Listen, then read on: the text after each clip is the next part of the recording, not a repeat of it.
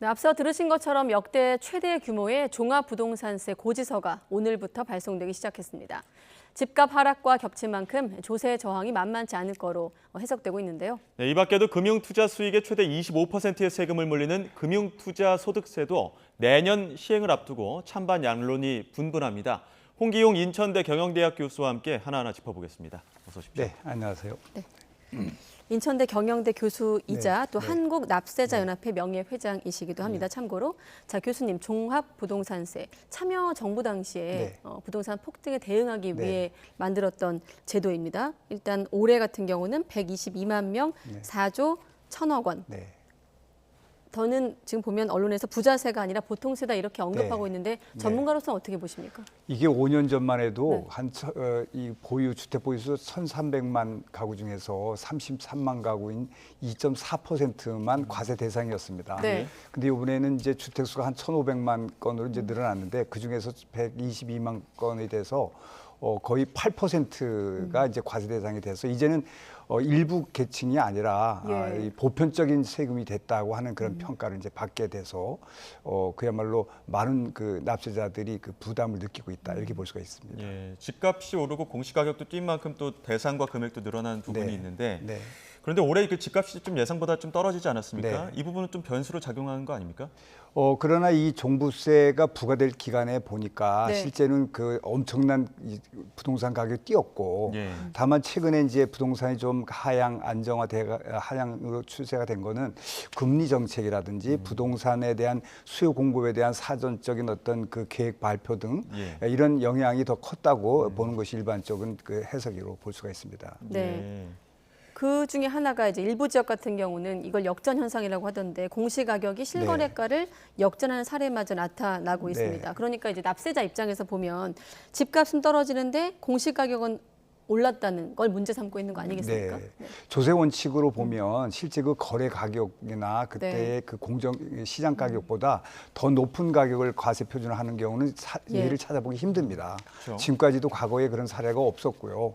다만 이런 공시 가격에 대해서 한 2020년 중에 현실화율이라고 하는 목표치를 정할 수 있도록 입법을 했고 거기에 그 집값 안정화를 위해서 무리하게 공시가를 가격을 상향시킨 그러한 것들이 그 파급이 지금 나왔다고 볼 수가 있습니다. 그래서 공시가격에 대한 전반적인 검토, 특히 공시가격은 세금만 영향을 미치는 게 아니라 우리 보험료 등 공과금 한 60여 개에 영향을 미치기 때문에 올릴 때도 신중해야 되고 또 조정을 내리거나 하는 조정도 신중을 해야 할 아주 중요한 포인트다 이렇게 볼 수 있습니다. 이미 뭐 고지가 된 상황에서 대상이나 세액이 지금 조정이 될 수 있는 상황은 아니고 올해는 안 됩니다. 그렇죠. 이제 내년에는 조금쯤 현실화율이 좀 적용이 돼야 될 것이다 이런 의견들 나오고 있는데 기재부에서도 지금 뭐 종부세 개편 필요성 보고서도 국회 또 제출하게 되는데 어떤 식의 내용들이 담겨 있습니까? 원래는 이 조세의 헌법에 의하면 세목과 세율은 법률로서 정한다. 국회가 정해서 의도된 증세나 감세는 세율로 해야 돼요.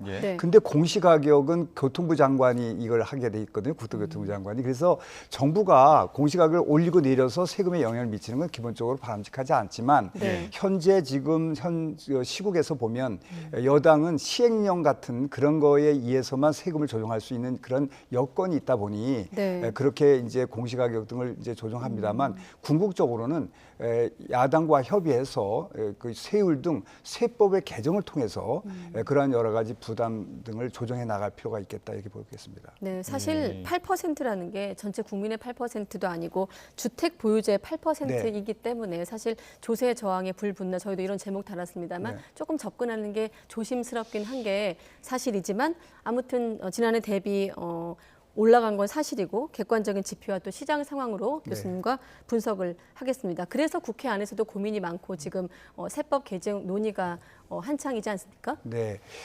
주택의 우리 그 가구 수는 우리나라 한 2,500만 건이 됩니다. 그래서 그걸로 보면 한 4% 정도 될 거로 한 4, 5% 되는데 그래도 예전에 비해서 그 상당히 이제 급격히 늘어나니까 대상자들이 세금을 내는 사람들 입장에 그 조세 부담 그 수용은 대단하게 다른 사람보다 심하기 때문에 조세 저항적인 그런 측면도 있을 수 있는 등 사회적인 이제 논란이 됐다 이렇게 볼 수가 있는 거죠. 한 가지만 추가 질문드리면 지난해 같은 경우 경정 청구가 79.1% 네. 급증했다고 하는데 네. 올해는 어떨까요? 경정 청구 올해만 해도요. 그 이 심판 청구 등이 3,280건 정도 됐습니다. 작년만 해도 한 280건인데 뭐 말할 수 없이 증가가 됐죠. 그것은 네. 뭐냐면 뭐 그거를 받아들이고 안 받아들이고 떠나서 국민들이 이 세금에 대한 이해도 그리고 불만이 있다고 하는 것을 바로 이제 나타나는 수치로 볼 수는 있습니다. 네. 일단은 284건에서 3,284건으로 올라갔다는 것은 보통 일은 아니죠. 네. 그 정부 발표 보면 지금 한국의 재산 과세가 그 부담이 전 네. 세계 최상위권이다 네. 이렇게 얘기를 하고 있는데 이 세부담 현실화를 위해서 어떤 부분을 좀 바로잡아야 된다고 보십니까? 네, 지금 뭐 말씀하신 것처럼 우리나라가 그동안에 보유세가 낮다고 했지만 그 2020년 기준에 하면 거의 이제 갖게 됐고 50대 네. 평균 그 2021년과 올해까지 하면은 기획재정부에서도 훨씬 상회할 거라고 이제 발표할 정도로 그다음에 보유세하고 거래세 합치면 전 세계에서 1위라고 OECD가 1위 정도가 된다고 하는 정도로 돼 있는데 네. 그러기 위해서는 이런 세금을 종부세나 또 다주택 과세는 OECD 국가에서 없는 제도입니다. 그렇기 때문에 글로벌 기준과 추세에 부합하는 정도로 어느 정도 국민의 그 부담을 좀 완화하는 방안으로 하려면 세법 개정을 통해서 세율 등으로 좀 반영할 필요는 있지 않겠냐 이렇게 보고 있습니다. 네. 세금 문제 관련해서 또 다른 뜨거운 감자가 최근에 금융투자소득세, 네. 금투세 얘기입니다. 연간 5천만 원 넘는 금융투자 차익에 대해서 최대 25%까지 네. 과세하는 내용으로 내년부터 이제 도입될 예정인데 지금 야당이나 그러니까 여야 간에 좀 입장이 다르면서 논란이 되고 있지 않습니까? 네.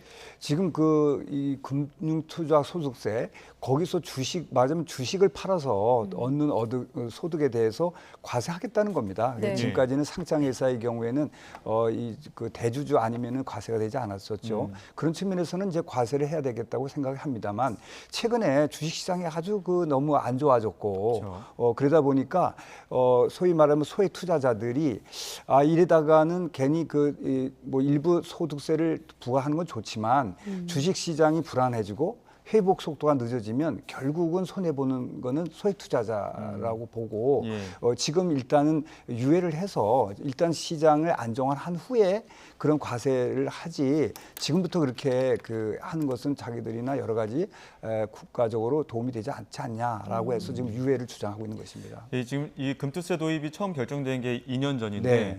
지금 다시 논란이 되는 거는 시점의 뭐 경제 상황의 문제인 겁니까? 아니면 어떤 다른 이유가 있는 겁니까? 네, 현 정부 들어도 7월 달부터 이런 것들이 이제 유예 얘기를 이제 나왔고 주식 시장이 안 좋아졌고 글로벌 시장도 그렇고 해서 그런 측면이 지금 반영된 것이지 물론 기본적으로 아예 안 하겠다는 것도 아니고요.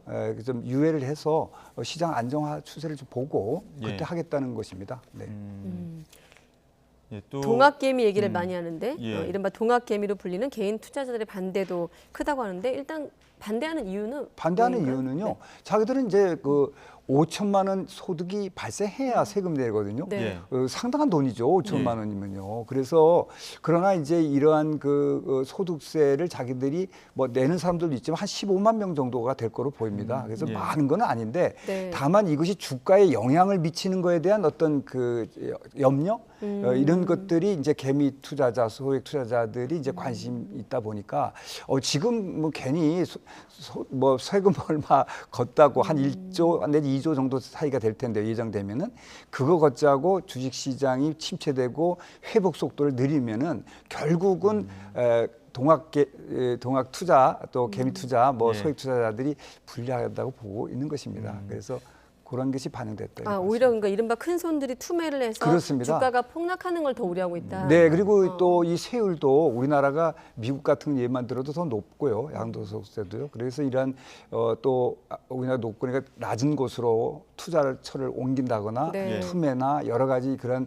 작용. 또 근년에는 또 이 대만 같은 데서 이렇게 우리나라 같이 도입을 했습니다만 주식시장이 폭락한 또 사례도 있었고 해서 좀 뭔가가 불안한 도입하는데 좀 상당한 이제 신중한 그런 입장이 있다 볼 수 있습니다. 요즘 뭐 정부 여당은 금투세 도입 2년 유예하자는 입장이고 야당은 다른 안전장치들도 있다. 그냥 바로 시행을 해야 된다 이런 입장인데 그렇습니다. 어떻게 정리해야 된다고 보십니까? 야당 이게 이제 맨 처음에 야당이 반대를 했었죠. 있죠. 그래서 예. 최근에는 야금 증권거래세를 좀 낮춰주면 좀 2년 유예를 좀 할 수 있지 않겠나라고 이제 지금 제의를 한 상태고, 그러나 이제 그 증권거래세에 제의한 걸 수를 보니까 그것도 한 2조 가까이의 세수에 영향을 미치더라고요. 네. 그래서 이게 이렇게 2조가 깎아주면 재정 운영이 상당히 어렵다. 그러니까 아예 지금 현재로서는 좀 유예를 하자 하는 게 정부와 그 여당의 의견 같습니다. 그래서 요거에 대해서 지금 오늘부터 조세 소위가 이제 서로 만났습니다. 네. 그래서 이걸 검토를 좀 해 나갈 것으로 보이고 있습니다. 네, 말씀하신 대로 마침 조세 소위에서 오늘 네. 오후 2시부터 이 문제를 법안 심사로 다루고 있는데 여야가 사실 여야 모두 동학개미라고 하는 이 네. 계층의 어떤 민심을 거스르긴 부담스러울 텐데 이 논의 과정에서 가장 중요한 게 뭐라고 전문가는 네, 보십니까? 이게 우리나라 세금들이 과도하게 정치적인 그러한 견해에 따라 네. 종부세니 금투세니 이런 게 영향을 받는 것 같습니다.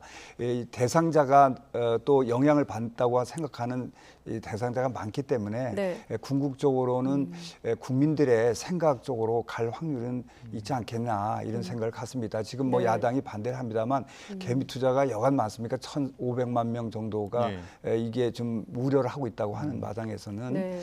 아마 잘 그 협의를 해서 좋은 결과가 나올 거는 보입니다. 그 논의 과정에서 보면 증권거래에서 추가 인하라든지 뭐 양도소득세 기준 완화 방안 네. 철회 이런 것들이 이제 조건을 달리면서 그렇습니다. 정쟁화되고 있는데 네. 그런 아이디어는 어떻게 보세요?